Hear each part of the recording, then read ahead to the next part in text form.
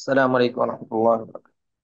بسم اللہ الرحمن الرحیم، الحمد للہ رب العالمین والصلاة والسلام علی اشرف الانبیاء والمرسلین وعلی آلہ وصحبہ اجمعین، اما بعد۔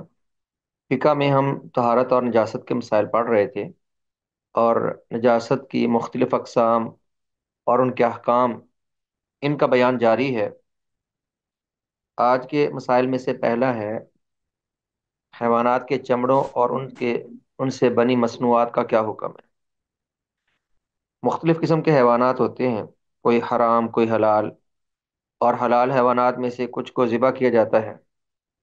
ذبح کر کے ان کا چمڑا یعنی ان کی کھال اتاری جاتی ہے، اور بعض ویسے مر جاتے ہیں، ذبح نہیں ان کو کیا جاتا، وہ حرام ہو جاتے ہیں۔ اور کچھ جانور حرام ہوتے ہیں، جیسے گدھا ہے، کتا ہے، اس طرح کے۔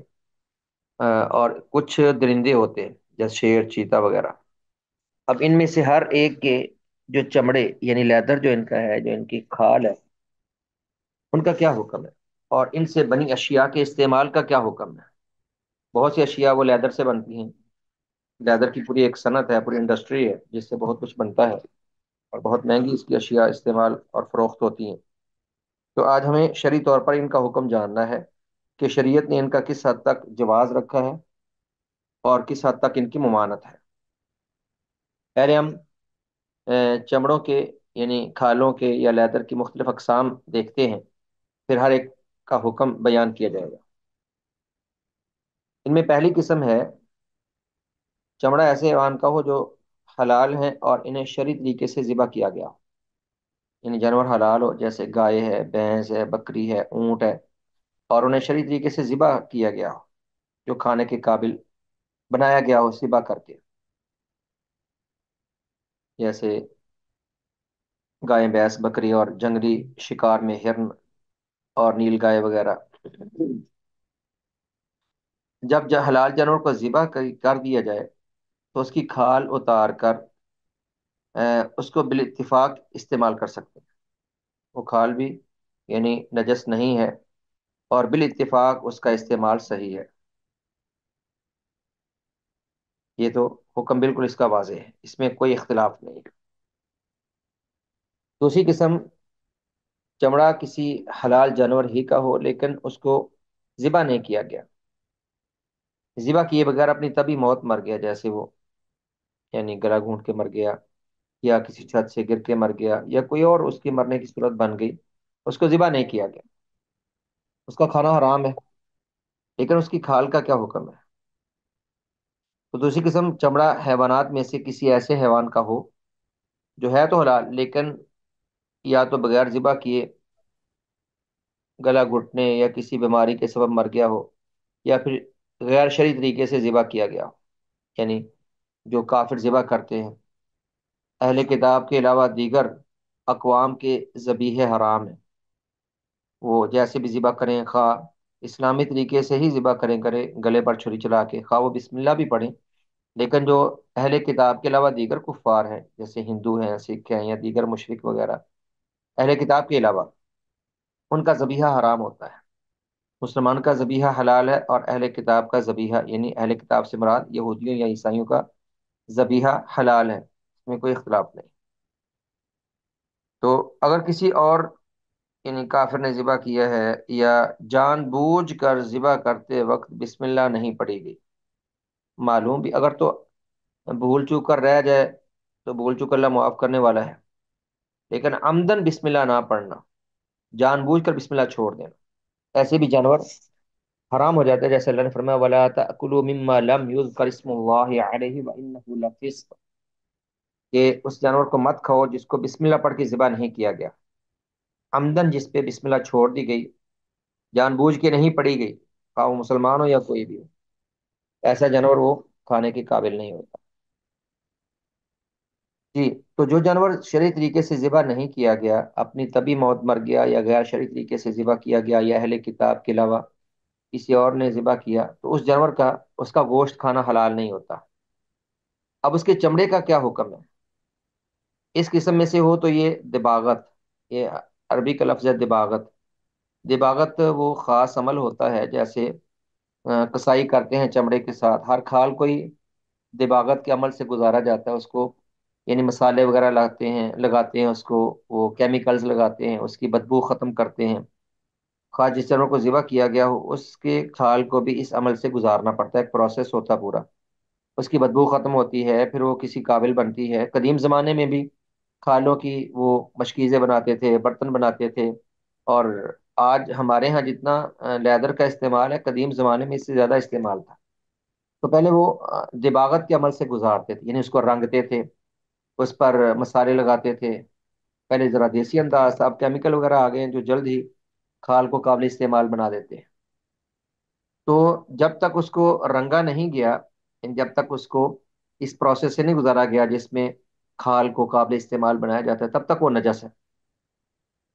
لیکن دباغت اور رنگ دینے کے بعد وہ قابل استعمال ہو جائے گا، اس کو استعمال کر سکتے ہیں، اس کو جیسے مرضی استعمال کریں، خواہ اس کی جائے نماز بنائیں، مصلی بنائیں، یا اس کا مشکیزہ بنائیں، اس کو کوئی برتن بنائیں، یا اس کے جوتے بنائیں، یا اس کا بیگ بنائیں، کچھ بھی بنائیں۔ تو دباغت کے بعد یعنی رنگنے کے اس عمل کے بعد اس کا استعمال صحیح ہے۔ دلیل اس کی عن ابن وعلة قال سألت عبد الله بن عباس قلت إنا نكون بالمغرب فيأتينا المجوس بالأسقية فيها الماء والبذك فقال اشرب، فقلت أرأي تراه؟ فقال ابن عباس سمعت رسول الله صلى الله عليه وسلم يقول دباغه طهوره۔ اس کا مفہوم کیا ہے؟ ابن والا کہتے ہیں میں نے حضرت عبداللہ ابن عباس رضی اللہ تعالیٰ، ابن والا کوئی تابعی ہیں، میں نے حضرت عبداللہ ابن عباس صحابی رضی اللہ تعالیٰ سے سوال کیا، کہتے ہیں ہم مغرب کے علاقے میں رہتے ہیں اور ہمارے پاس مجوس آتے ہیں، مجوس آتش پرست تھے، مشرک، وہ مشکیزیں لے کے آتے ہیں، ان میں پانی اور چربی وغیرہ یعنی وہ سپلائی کرتے ہیں، بیچتے ہیں۔ ابن عباس کہنے لگے پی سکتے ہو، پینے میں حرج نہیں ہے۔ ابن عباس رضی اللہ تعالیٰ عنہ نے کہا کہ پی سکتے ہو، پینے میں کیا حرج ہے؟ تو ان کو یہ تشویش ہوئی کہ وہ تو مجوسیوں کے لائے ہوئے مشکیزے ہوتے ہیں۔ تو اس شخص نے پوچھا ابن والا نے کہ یہ آپ کی رائے ہے یا پھر رسول اللہ صلی اللہ علیہ وسلم کا فرمان ہے؟ ابن عباس کہنے لگے کہ رسول نے فرمایا، میں نے سنا آپ سے، آپ نے فرمایا تھا کہ دباغہ طہورہ، کہ جب چمڑے کو رنگ لیتے ہیں اور اس کو قابل استعمال بنا لیتے ہیں تو وہ پاک ہو جاتا ہے۔ دیکھیے ترجمہ نیچے لکھا ہے، ابن وعلا رحمہ اللہ سے روایت ہے کہ میں نے حضرت عبداللہ ابن عباس رضی اللہ تعالیٰ عنہ سے سوال کیا کہ ہم مغربی ملک میں رہتے ہیں، ہمارے پاس مجوس یعنی مشرک وغیرہ مشکوں میں پانی اور چربی لاتے ہیں، آپ نے میں پی لیا کرو، پی سکتے ہو؟ میں نے کہا کیا یہ آپ کی رائے ہے؟ تو ابن عباس رضی اللہ تعالیٰ عنہ نے فرمایا میں نے رسول اللہ صلی اللہ علیہ وسلم کو فرماتے ہوئے سنا کہ کھال کو رنگ دینا اس کو پاک کر دیتا ہے، کہ یعنی وہ ظاہر ہے کہ مجوسی جیسے جانوروں کو ذبح کرتے ہیں وہ حلال نہیں ہوتا ان کا ذبح، یا ان کے جانور مر بھی جائیں۔ ابن عباس نے کہا کہ اگر اس کو رنگ دیا جائے، کھال کو، اس کی بدبو کو زائل کر دیا جائے تو کوئی حرج نہیں اس کے استعمال۔ تیسری قسم ہے درندوں کے چمڑے، چمڑا درندوں میں سے کسی درندے کا ہو، جیسا کہ شیر، چیتا، بھیڑیا وغیرہ۔ اگر آج چمڑا اس قسم سے ہو تو وہ رنگنے سے قبل بالاتفاق نجس ہے، اور اگر رنگ دیا جائے تو کیا پاک ہو جائے گا کہ نہیں، اس میں اختلاف۔ درندے جیسے یعنی قدیم زمانے میں تو لوگ یعنی جو شاہان ہوتے تھے، جو بادشاہ وغیرہ ہوتے تھے، وہ شیر کا چمڑا یا چیتے کا چمڑا وہ تکبر کے طور پر نیچے بچھاتے تھے، یا شیر کی کھال پہنتے تھے بالوں سمیت، ایسے جیسے بندہ شیر کا روپ دھارے بیٹھا ہو، یا بھیڑیے کی کھالیں وہ بطور تکبر کے یا ظلم میں استعمال کرتے تھے۔ تو ان کا ایسا چال چلن یا لباس یا بیٹھنے اٹھنے کی اس طرح کی صورتیں تھی۔ اب بھی ان درندے ہیں ان کے لیدر وغیرہ وہ استعمال ہوتے ہیں، اور بڑے مہنگے ان کے لیدر ہوتے ہیں، خیر، کیونکہ ان کا حصول ہی بڑا مشکل ہے، اور ان کے لیدر بہت سخت اور مضبوط ہوتے ہیں۔ تو یہ چونکہ درندے حرام ہیں، نجس ہیں، یہ ذبح تو ہوتے نہیں، جب مرتے ہیں یا ان کو اگر مار دیا جائے کسی گولی وغیرہ سے، ٹوٹ کر کے ان کی جب کھال اتاری جائے تو کیا ان کی کھال قابل استعمال ہے کہ نہیں؟ تو جب تک دباغت کے عمل سے نہیں گزارتے، یعنی جب تک رنگتے نہیں ہیں اور اس کو پاک نہیں کرتے، تب تک تو نجس ہی ہے۔ لیکن کیا اس کو کوئی پاک کرنے کا طریقہ بھی ہے کہ نہیں، اس میں تھوڑا اختلاف ہے۔ اس میں انہوں نے کہا کہ راجے یہی ہے کہ اس کا استعمال جائز نہیں، کیونکہ یہاں پر مسئلہ صرف پاک کرنے کا نہیں ہے، بلکہ مسئلہ تکبر کا بھی ہے کہ قدیم زمانے میں ان اشیاء کو ازراہ تفاخر اور تکبر کے استعمال کیا جاتا تھا، اور رسول اللہ صلی اللہ علیہ وسلم نے اس سے منع کیا تھا، اور منع کی اکثر یہی وجہ تھی، یعنی نجاست سے بڑھ کے جو وجہ تھی وہ کیا تھی کہ بطور تکبر کے اور بطور فخر کے ایسی چیزوں کا استعمال کرتے، جیسے وہ قدیم زمانے میں سونے چاندی کے برتن استعمال کرتے تھے نا، جو شاہان عجم تھے یا بہت امیر کبیر لوگ تھے، وہ سونے چاندی کے برتن استعمال کرتے تھے۔ ہماری شریعت نے سونے چاندی کے برتنوں میں کھانے پینے سے منع کیا اور اس کو حرام قرار دیا، اور آپ نے سختی سے منع کیا۔ یہ اسراف ہے، تکبر ہے کہ انسان ازراہ تکبر اور اسراف کرتے ہوئے اس طرح کی چیزوں کا استعمال کرے۔ ویسے ہی یعنی نجاست سے بڑھ کے اصل علت یہ تھی، کیونکہ اگر صرف نجاست ہی مراد ہوتی تو پھر تو جو جانور یعنی اپنی طبی موت مر جائے، نجس تو وہ بھی ہو جاتا ہے، اس کا چمڑا بھی نجس ہوتا ہے، اگر وہ رنگنے سے پاک ہو جاتا ہے، یعنی اصل تو بدبو کا خاتمہ کرنا ہے نا، بدبو کو ختم کرنا ہے۔ جب بدبو ختم ہو گئی اور قابل استعمال ہو گیا تو وہ شیر کا چمڑا ہو یا مردہ جانور کا چمڑا، کوئی فرق تو نہیں ہونا چاہیے۔ لیکن اصل حرمت اور ممانعت کی وجہ میں نے کہا اس کا فخر اور تکبر میں استعمال ہے، احادیث سے آپ کے بات واضح ہو جائے گی، جیسا کہ حدیث میں ہے، ان ابی الملیح ان ابی الملیح ابن اسامہ عن ابیہ، حضرت اسامہ بیان کرتے ہیں کہ ان النبی صلی اللہ علیہ وسلم نہا عن جلود السباع ان تفترش، نبی علیہ السلام نے درندوں کے کھالوں کو نیچے بچھا کر اوپر بیٹھنے سے منع کیا۔ اب بیٹھنے کی کیا ضرورت ہے اس کو بستر بنانے کی؟ لیکن قدیم جو بادشاہ تھے، یعنی جو عجم کے بادشاہ تھے، کیسر و کسریٰ وغیرہ، وہ اس طرح کی حرکتیں کرتے تھے، تو آپ نے منع کیا کہ اس میں تکبر اور غرور اور نخوت کا ایک پہلو نکلتا ہے۔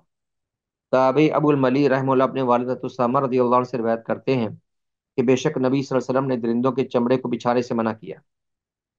اس حدیث کو امام ترمذی رحمہ اللہ نے روایت کیا، اور امام نووی اور امام البانی رحمہ اللہ نے اسے صحیح قرار دیا ہے۔ اسی طرح کی حدیث اگلی ہے، عن المقدام ابن معدی قریبہ ان رسول اللہ صلی اللہ علیہ وسلم نہا عن لبس جلود السباع والرکوب الیہا، حضرت مقدام ابن معدی قریب بیان کرتے ہیں کہ رسول اللہ صلی اللہ علیہ وسلم نے درندوں کی کھالوں کو پہننے سے اور ان پر بیٹھنے سے منع کیا۔ ان پر سوار ہونے سے مراد ان پر بیٹھنے سے، وہ لوگ یعنی حیوان پر بچھا کر بھی بیٹھتے تھے، اور جب اپنا تخت لگاتے اس پر بھی یعنی بطور تکبر کے شیر یا چیتے کی کھالیں بچھا کر بیٹھتے، اور اپنے اوپر اوڑھتے بھی تھے اس طرح کے چمڑے۔ وہ سردی دور کرنے کے لیے نہیں کرتے تھے، وہ اپنے تکبر کے لیے اور بطور ضرورت کے نہیں بلکہ اسراف میں اور تکبر میں ان چیزوں کا استعمال کرتے تھے۔ حضرت مقدام بن معدی کریم رضی اللہ عنہ سے روایت ہے کہ رسول اللہ صلی اللہ علیہ وسلم نے درندوں کے چمڑوں کو بطور لباس کے پہننے اور ان پر سوار ہونے سے مراد ان پر بیٹھنے سے، جب جا کر اوپر بیٹھنا، ان پر سواری یہی ہے، وہ کون سی سواری ہے کہ جس نے چلنا ہے، وہ تو چمڑے ہیں محض، تو مراد ان پر بیٹھنے وغیرہ سے آپ نے منع کیا۔ ان حدیث سے معلوم ہوا کہ درندوں کے چمڑوں سے کسی بھی طریقے سے فائدہ اٹھانا جائز ہے، اور میں نے آپ کو بتلا دیا وضاحت کے ساتھ کہ ممانعت کی وجہ اصل ان کا نجس ہونا نہیں، کیونکہ جب ہم پروسیس سے گزار لیتے ہیں اس کو، اور اس کو رنگ لیتے ہیں یا ان پر کیمیکل لگا کر یا ان پر مسالے لگا کر پوری طرح صاف کر لیتے ہیں تو صاف ہو جائے گا۔ لیکن اصل مسئلہ رہ جاتا ہے کہ یہ چیزیں بہت مہنگی اور نایاب ہوتی ہیں، اور درندوں کا شکار کرنا کون سا آسان ہے کہ ان کی کھال کو بطور لباس کے یا بطور بچھونے کے استعمال کیا جائے۔ اور قدیم یہ تکبر کے علامات میں تھی، آج کل بھی ویسی ہی صورتحال ہے، جیسے سونے چاندی کے برتن میں کھانے سے شریعت نے منع کیا، ویسے ہی یہاں پر منع کیا۔ سونا چاندی نجس نہیں ہوتا لیکن ان میں کھانے سے منع کیا گیا، علت کیا ہے؟ تکبر اور اسراف، یہاں پر بھی وہی علت ہے۔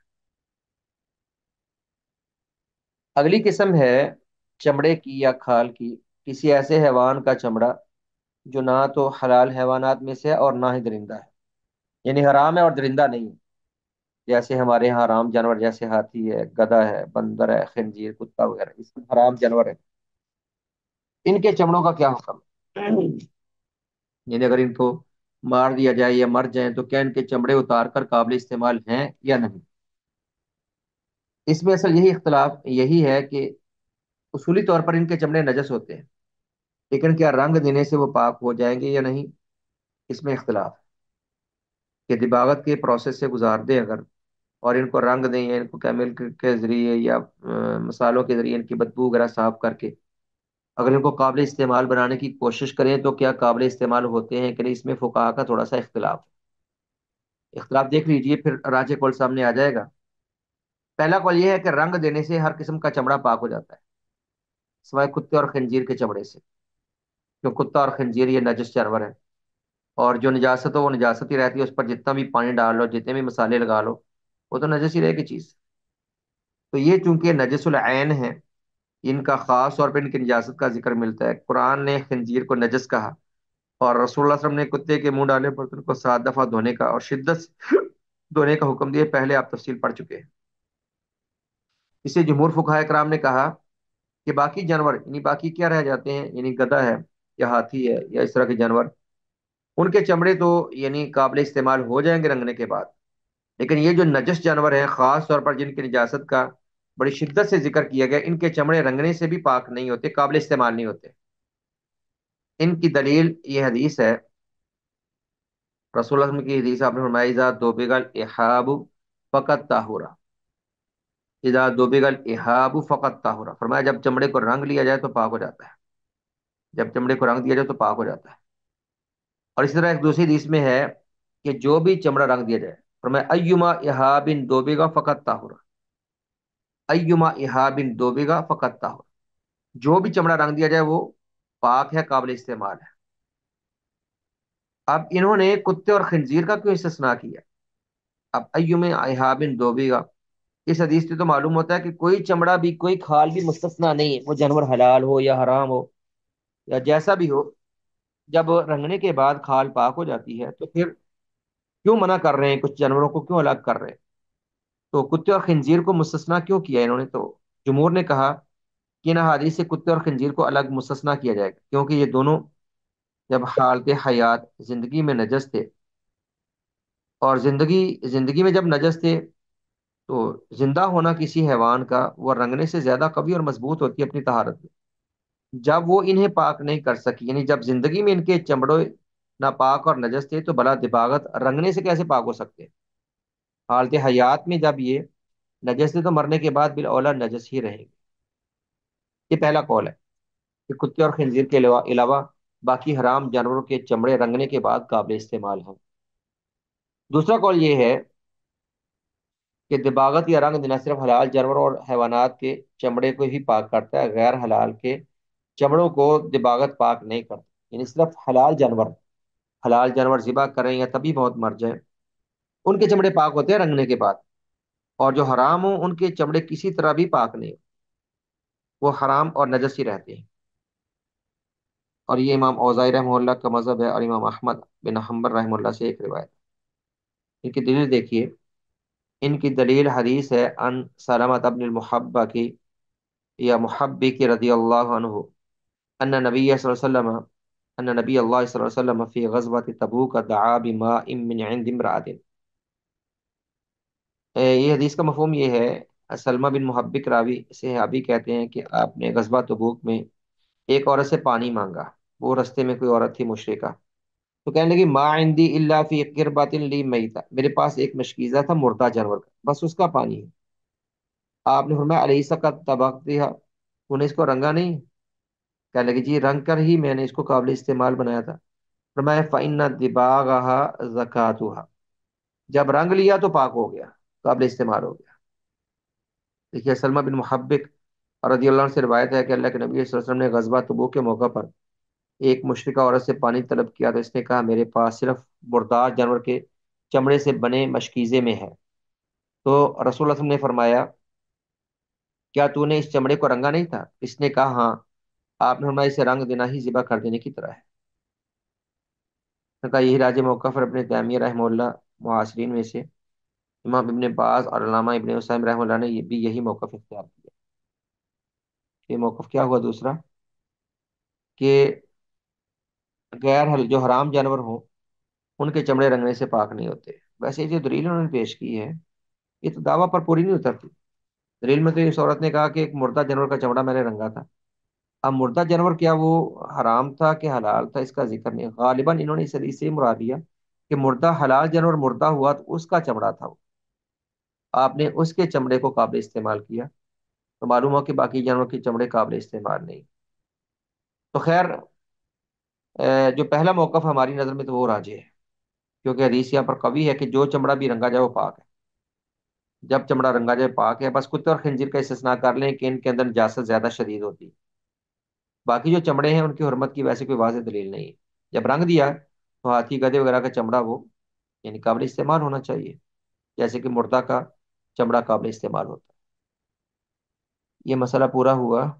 اس کے بعد اگلا مسئلہ ہے، یہ نجاست کے مسائل ہم پڑھ رہے ہیں مختلف متفرق قسم کے، ان میں سے یہ کہ انسانی عارضے کے طور پر جو قے انسان سے خارج ہوتی ہے منہ سے، نجس ہے یا پاک ہے، بٹ جو انسان کرتا ہے قے یا الٹی جس کو بولتے ہیں، اس کو نجس کہیں یا اس کو نجس نہ کہیں۔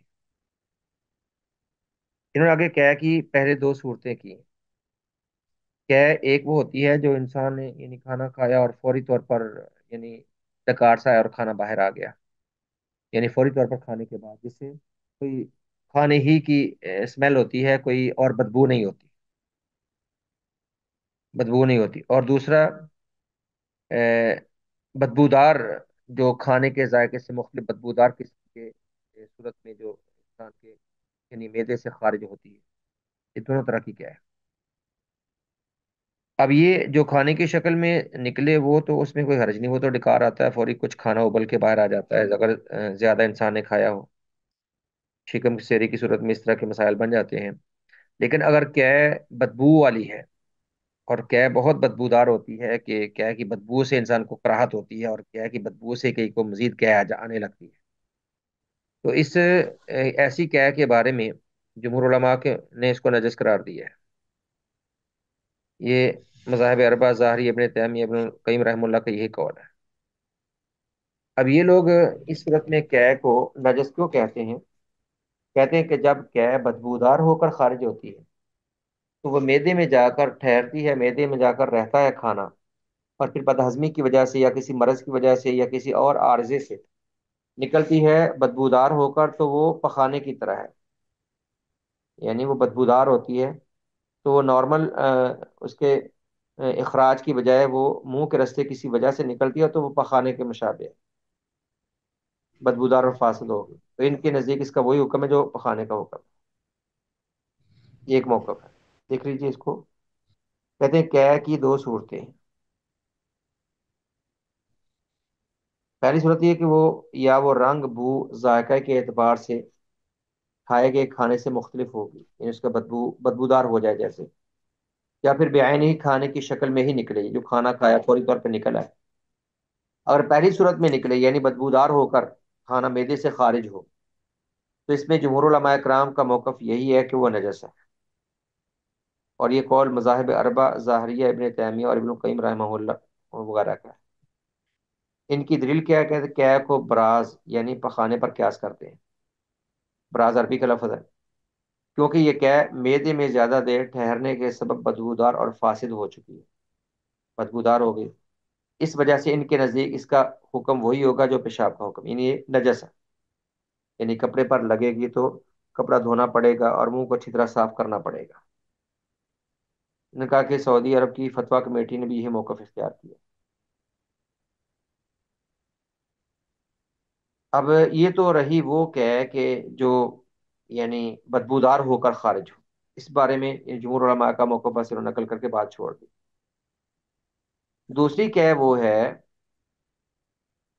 کہ جو یعنی اس کا ذائقہ چینج نہیں ہوتا، یا یوں کہہ لو کہ اب اتنی بدبودار نہیں کھانا ہوتا اور جلد ہی خارج ہو جاتا منہ سے، ایسے خارج ہونے والے کھانے کو بھی جمہور علماء نے نجس کہا، کہتے ہیں کہ یہ کھانا بھی پہلے معدہ میں پہنچتا ہے اور معدہ سے پھر باہر ابلتا ہے، تو جب معدہ میں ایک دفعہ پہنچ گیا تو نارملی طور پر اس کو یعنی پخانے کے راستے ہی خارج ہونا چاہیے، لیکن اگر کسی بنا پر منہ کے راستے بھی خارج ہو تو وہ نجس ہی ہوگا، کیونکہ معدہ سے یہ نکلا ہے۔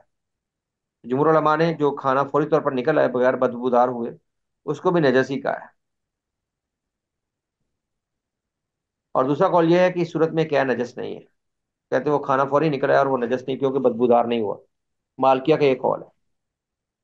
یہاں پر انہوں نے مالکیہ کا قول راجح قرار دیا، کہتے اس کی وجہ یہ ہے کہ غیر متغیر قے کو پخانہ پر قیاس کرنا درست ہے، یعنی جو کھانے ہی کی شکل میں باہر نکل آیا کھانا ہی، اور ابھی اس کا یعنی بدبودار نہیں ہوا، تو اس کو کیوں پخانہ پر قیاس کرے؟ کیونکہ وہ میدا میں اتنی دیر نہیں ٹھہرتا کہ اس میں فساد یا بدبو پیدا ہو، کیونکہ میدا میں اتنی دیر نہیں ٹھہرا کہ اس میں فساد پیدا ہو یا وہ بدبودار ہو، اس لیے کھانے ہی کی طرح اس کو ہم نجس نہیں کہیں۔ انہوں نے کہا کہ یہی حکم دودھ پینے والے بچے کی قے پر لاگو ہوگا۔ بچے دودھ پھینکتے ہیں بچپن میں، دودھ ان کا نکلتا رہتا ہے، اگر تو دودھ کچا ہی دودھ نکل آیا، کچا ہی بچے پیتے ہیں، بد ہضمی سے فوری نکل آتا ہے، اور اسے کوئی بدبو وغیرہ خاص نہیں، بلکہ کچا ہی نکل آیا، تو وہ نجس نہیں ہوگا۔ لیکن اگر میدے میں ٹھہرنے کے بعد یعنی جیسے جمع سا دودھ نکلتا ہے، دودھ پھینکتا ہے بچہ، تو وہ نجس ہوگا، وہ بدبودار ہوتا ہے، اور اس کی کافی بدبو ہوتی ہے۔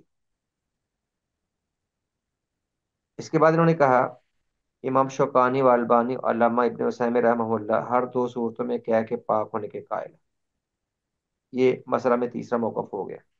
یہ ہماری جو جدید محققین ہیں، جو امام شوکانی بھی عصر حاضر کے قریبی ہیں، امام البانی جو بڑے محدث تھے اور قریب زمانے میں ان کا انتقال ہوا ہے، اور علامہ ابن عثیمین جو سعودی عرب کے مفتی اعلیٰ تھے اور چند سال پہلے ان کا انتقال ہوا رحمہ اللہ، یہ سب یعنی گراں قدر محققین ہیں۔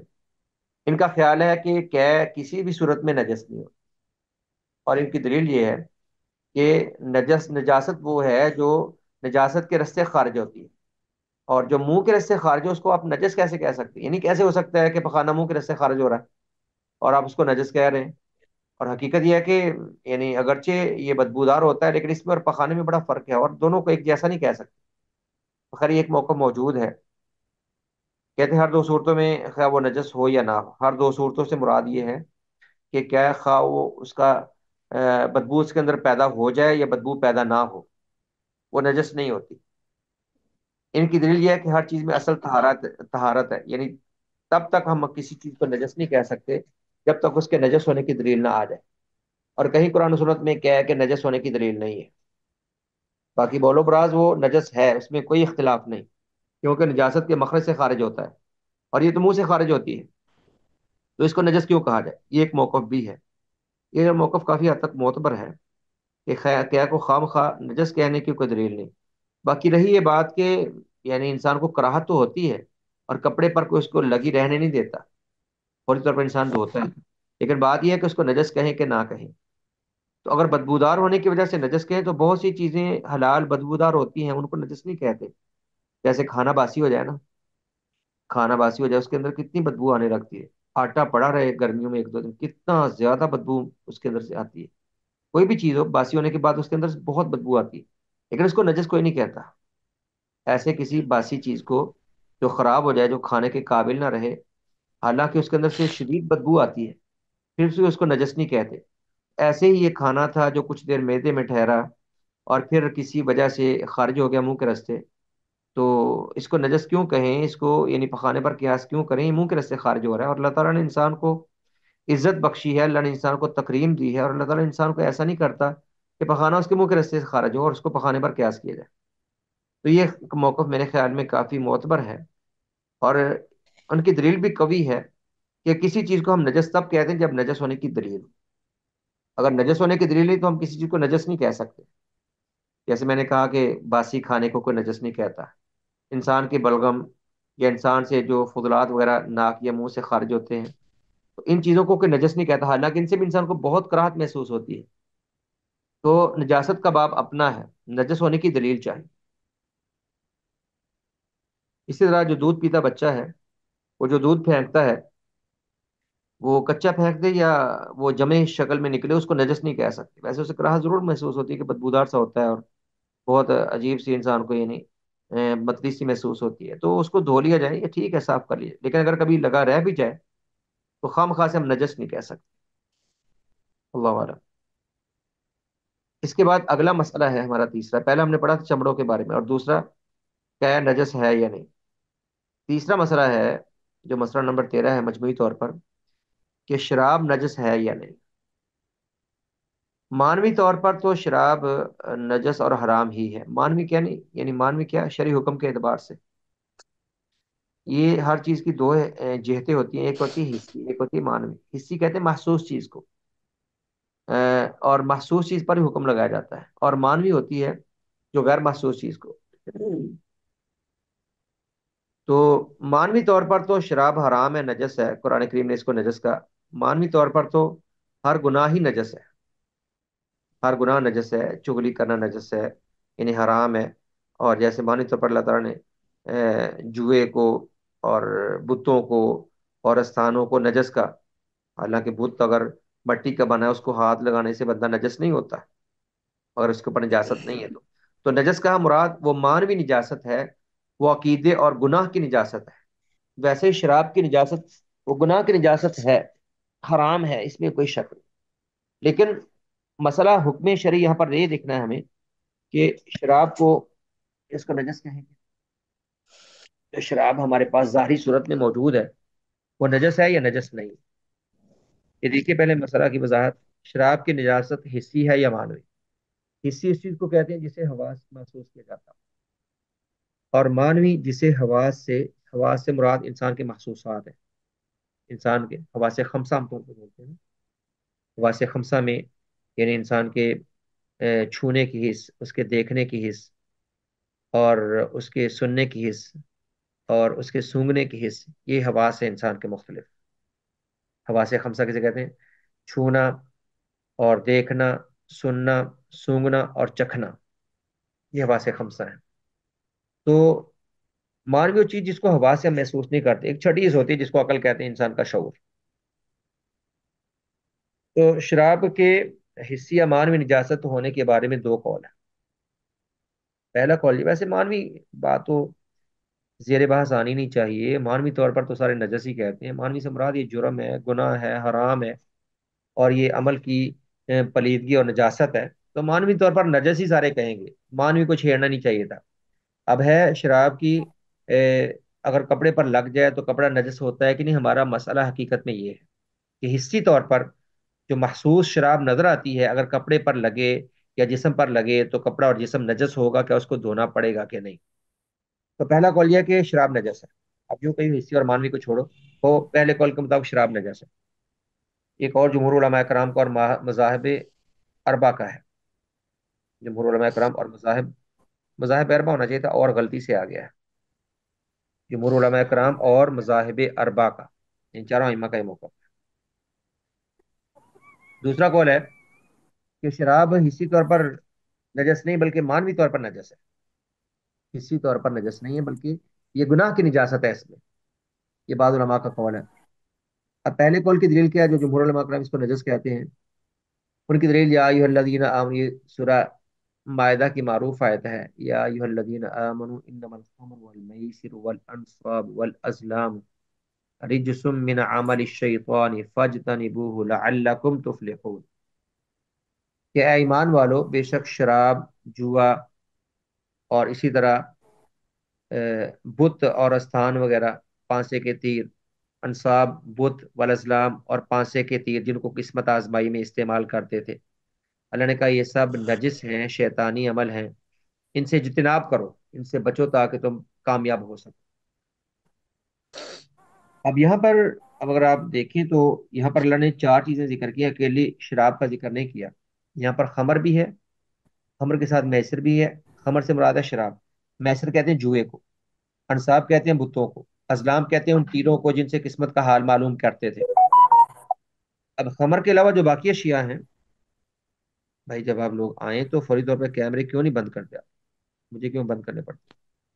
آپ ذرا خیال رکھا کریں، ساری کلاس ڈسٹرب ہوتی ہے. اب چار چیزیں ہیں، ان میں خمر بھی ہے. خمر کہتے ہیں شراب کو. میسر جوا.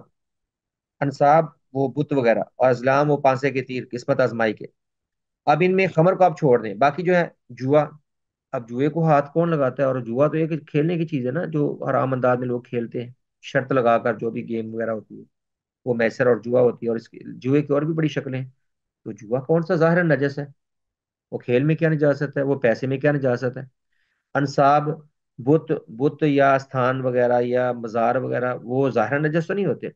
اور تیر بھی ظاہر نجس نہیں ہوتے، اور جب یہ تینوں ظاہر نجس نہیں ہے تو خمر بھی اسی طرح ہے۔ اب اللہ نے رجس کے ساتھ کہا من عمل الشیطان، یہ ناپاک ہے کیونکہ شیطانی عمل ہے۔ معلوم ہوا کہ شیطانی عمل ہونے کی وجہ سے اس کی نجاست وہ گناہ والی نجاست ہے۔ یہاں پر رجس من عمل الشیطان کی والی قید ہے کہ یہ عملی گندگی ہے، حصی اور ذاتی نہیں۔ جمہور نے یہاں پر رجس کو ظاہری نجاست پر محمول کیا، لیکن حقیقت یہ ہے کہ یہ جو اللہ نے کہا من عمل الشیطان، یہ قید، یہ جو شرط ہے، یہ عمل کی نجاست ہے۔ یہ محسوس نجاست کی بات نہیں، عمل کی نجاست، حصی اور اس کی ذات کا نجس ہونا مراد نہیں ہے، بلکہ عمل کی نجاست اور گندگی مراد ہے، کیونکہ اس سے پہلے والا حصہ اسی پر دلالت کر رہا ہے کہ اللہ نے کہا انما الخمر والمیسر والانصاب والازلام۔ یہ بات واضح ہے کہ جوا، بت اور تیروں سے قسمت آزمائی وغیرہ کی نجاست حصی یا حقیقی نہیں بلکہ معنوی ہوتی ہے، وہ غیر محسوس ہے، وہ عقیدے یا گناہ کی نجاست ہو سکتی ہے۔ تو خیر، اس آیت سے جو جمہور نے دلیل لینا چاہی نا کہ شراب نجس ہے، اس سے دلیل نہیں بنتی، بلکہ یہ دلیل جمہور کے خلاف گئی۔ جمہور کے علماء کرام کا موقف آپ نے پر دیکھا ہے، ان کا موقف کیا تھا کہ یہ شراب جو ہے یہ نجس ہے، یہ محسوس طور پر نجس ہے، اور اس کو دلیل بنایا، جبکہ یہ دلیل ان کے خلاف گئی۔ یہ دوسرے موقف کی دلیل بنتی ہے کہ یہ عمل کی نجاست ہے، یہ عمل کی گندگی ہے، باقی شراب جو مائع شکل میں ہے اس کو نجس نہیں کہہ سکتے۔ اور دوسری شراب کے عدم حرمت پر یہ دلیل بھی ہے کہ جب شراب کی حرمت نازل ہوئی تو رسول اللہ صلی اللہ علیہ وسلم نے لوگوں کو شراب کے برتن دھونے کا حکم نہیں دیا، جیسا کہ گدے کے گوشت سے لگے برتنوں کو دھونے کا حکم دیا تھا۔ یہ بات دیکھیے، جب شراب تیار ہوتی تھی، قدیم زمانے میں شراب کیسے تیار ہوتی تھی؟ وہ کھجوروں کو یعنی پانی میں ڈال کر رکھ دیتے تھے، پہلے نبیذ بنتا، اور نویز بننے کے بعد یہ ہوتا کہ جب وہ رکھے چھوڑتے یا دبا دیتے یا اچھی طرح منہ بند کر دیتے تو وہ باسی ہو جاتی ہے، ابلنے لگتی ہے، جیسے باسی چیز کے اوپر جھاگ سی آ جاتی ہے۔ تو کچھ دن ٹھہرنے کے بعد اس کو یعنی اس کے اندر نشہ سا پیدا ہو جاتا، اس کو پی لیتے، بدبودار ہوتی، نشاور ہوتی، تو نشاور ہونے کی وجہ سے لوگ پی لیتے تھے، ان کا عام سا مشروب تھا۔ اب جب چیز پڑی رہے، اب کھجور تو نجس نہیں ہے، اور جس پانی میں ڈالا وہ بھی نجس نہیں ہے، نبیز بنائے تو پاک ہے، وہ تو قابل استعمال ہے، لیکن جب نبیز کی حد سے آگے گزر کر اس میں نشہ پیدا ہو گیا تو اس میں کون سی کوئی نجاست پڑی ہے بھائی؟ اس میں کوئی نجاست تو واقع نہیں ہوئی، بس اس کا ذائقہ چینج ہوا، پڑی رہی ہے۔ تو پڑی رہنے سے اگر کوئی چیز یعنی اس کا ذائقہ چینج ہو جائے اس کو یوں ہی نجس نہیں کہتے، تو نجس ہونے کی کوئی دلیل نہیں ہے۔ تو جب تک شراب کے اجزاء میں، اس کے عناصر میں کوئی نجس چیز استعمال نہ ہو اس کو نجس نہیں کہہ سکتے۔ حرام ضرور ہے، یہ بات آپ کو شروع میں سمجھائی گئی تھی کہ ہر حرام چیز نجس نہیں ہوتی۔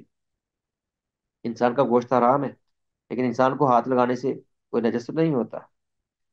ہر حرام چیز نجس نہیں ہوتی، ہاں ہر نجس چیز حرام ضرور ہوتی ہے۔ شراب حرام ضرور ہے لیکن اس کے نجس ہونے کی دلیل چاہیے۔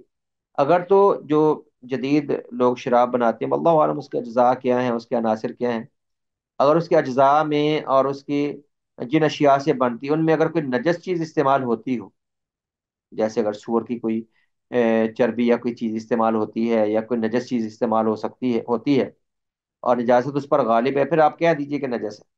لیکن اگر ان میں بھی کوئی نجس چیز استعمال نہیں ہوتی تو اس کا پینا حرام ضرور ہے، اس کا پینا حرام ہے، لیکن ہم اگر کپڑوں پر لگے تو پھر اس کو نجس نہیں کہہ سکتے۔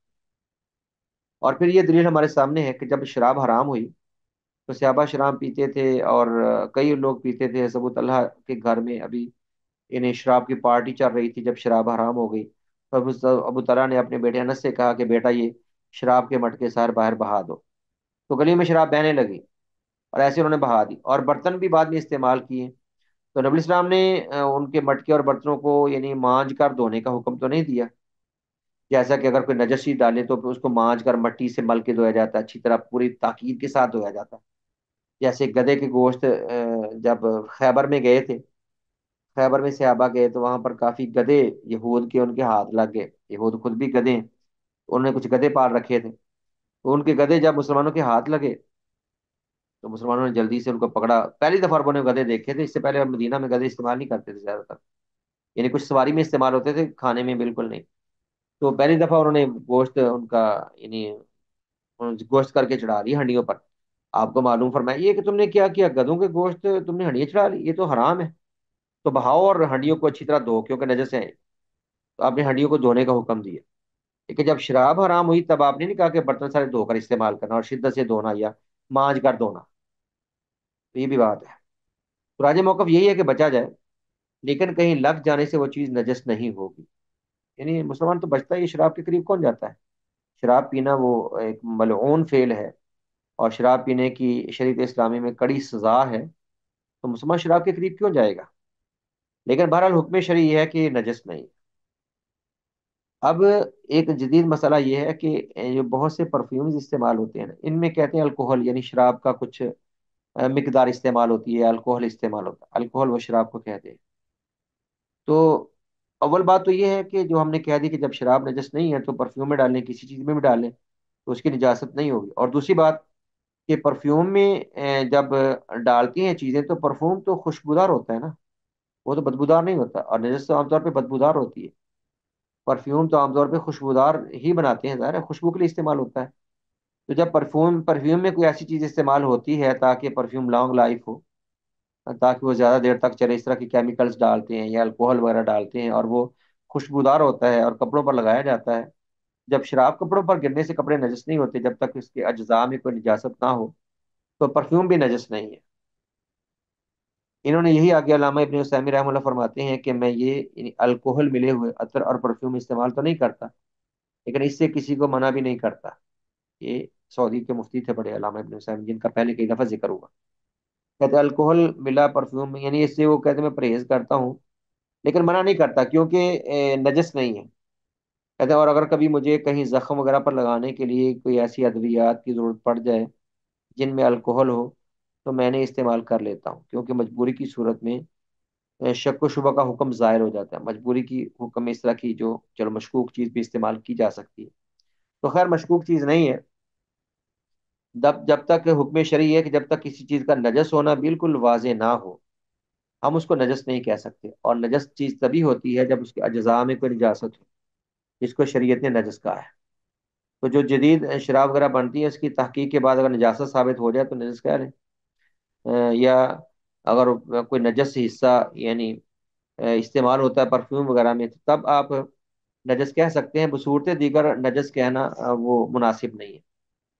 ویسے جو جدید پروڈکٹس بنتی ہیں نا یعنی فیشن میں بیوٹی کے لیے یا میک اپ وغیرہ میں یا اس طرح کی اشیاء میں، ان میں اکثر حرام چیزیں بلکہ نجس چیزیں تک استعمال ہوتی، اس طرح کی باتیں سنی گئی، ہماری اپنی تحقیق تو نہیں، کہ یہ جو لپسٹک ہوتی ہے یا اس طرح کے جو پاؤڈر وغیرہ ہوتے ہیں ان میں کوئی یعنی حرام یا نجس اشیاء استعمال ہوتی ہیں۔ تو اگر تحقیق سے اس طرح کی کوئی چیز ثابت ہو جائے تو پھر ان کو نجس کہا جائے گا، پھر ایسی چیزیں استعمال نہیں کی جا سکتی۔ لیکن اگر ایسا نہیں ہے تو خام خام کسی چیز کو نجس نہیں کہہ سکتے۔ ہاں ایک بات اور ہے کہ اگر ایسی چیزوں کے استعمال سے انسانی وجود پر کوئی ضرر ہو، جیسے جو بیوٹی کے اشیاء میک اپ وغیرہ استعمال ہوتا ہے تو جو زیادہ سستے سے ہوتے ہیں، جو عام لوگ بیچارے غریب سستے لگاتے ہیں، جو نارمل طبقہ ہے سفید پوش قسم کا وہ سستی چیزیں استعمال کرتے ہیں، تو ان کے جلد پر برے اثرات ہوتے ہیں، جلد پر ان کے برے اثرات ہوتے ہیں، اس میں کوئی شک نہیں۔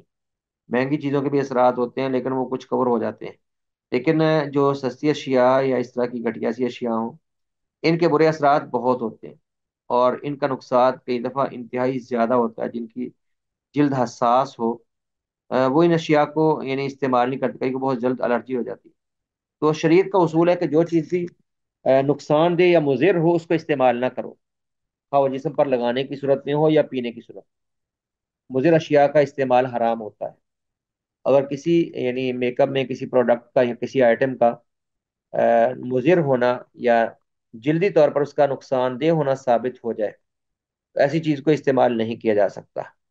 باقی یہ بھی اشیاء ایک حد میں رہ کر اپنے شوہر کے لیے کوئی عورت یعنی کچھ استعمال کرتی ہے یا جائز حد تک ایک جائز صورت میں استعمال کرتی ہے، پھر باز نہیں کرتا، واللہ اعلم۔